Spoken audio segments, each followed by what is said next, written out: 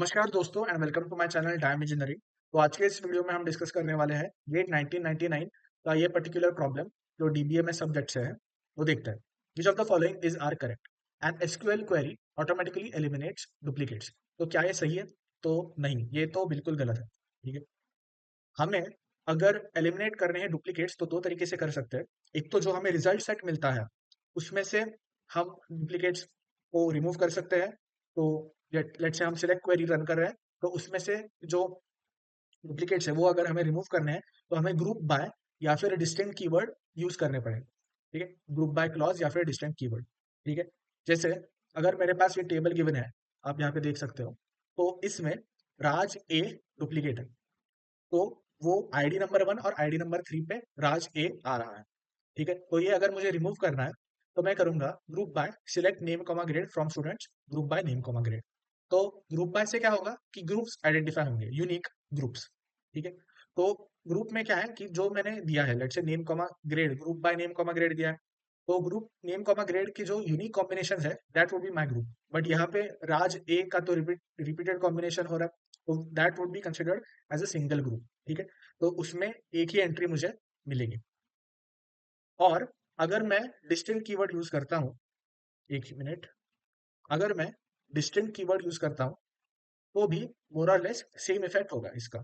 ठीक है, select distinct name comma grade from students, वो नेम कॉमा ग्रेड के हिसाब से जो यूनिक कॉम्बिनेशन मुझे मिलेंगे वो राज ए यहाँ से हट जाएगा, तो वो मैं सिलेक्ट कर लूँ। अगर मुझे डिलीट करने हैं यानी कि डुप्लीकेट्स को रिमूव करने हैं तो कुछ और क्वेरी लिखनी पड़ेगी जो हम अभी डिस्कस नहीं करेंगे। बट पॉइंट इज कि ऑटोमेटिकली नहीं, हमें खुद से क्वेरी लिख के ये सब करना पड़े। Next point is an SQL query will not work if there are no indexes on the relations.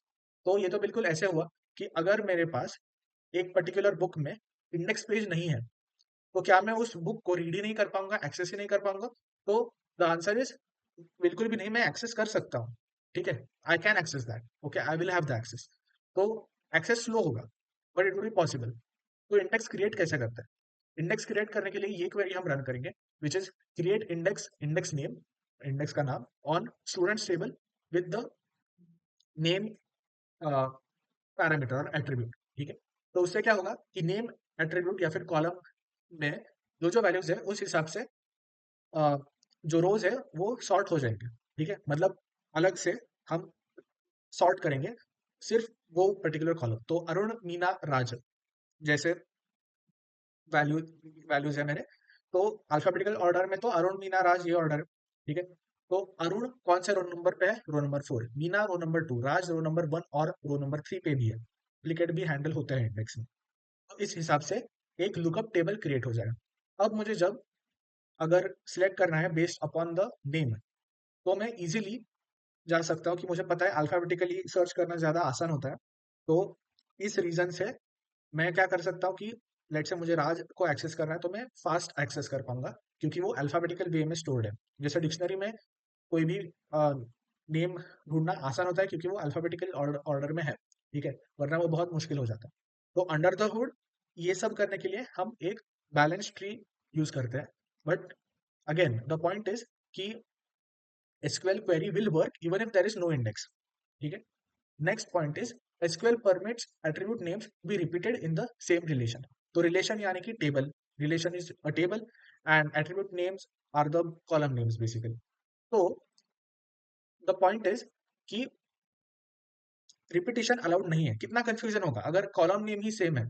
जैसे यहाँ पे अगर और एक कॉलम मैंने ऐड कर दी ग्रेड या फिर नेम, तो नेम नेम दो कॉलम्स हो गए, ग्रेड ग्रेड दो कॉलम्स हो गए, तो कितना बड़ा कंफ्यूजन क्रिएट होगा एसक्यूएल के लिए। उसको समझेगा ही नहीं कि जब मैं सिलेक्ट नेम फ्रॉम स्टूडेंट्स बोल रहा हूँ तो मैं लेफ्ट साइड में जो नेम है उसको उसको रिप्रेजेंट कर रहा हूँ, या जो दूसरा नेम है, दूसरा नेम कॉलम है उसको।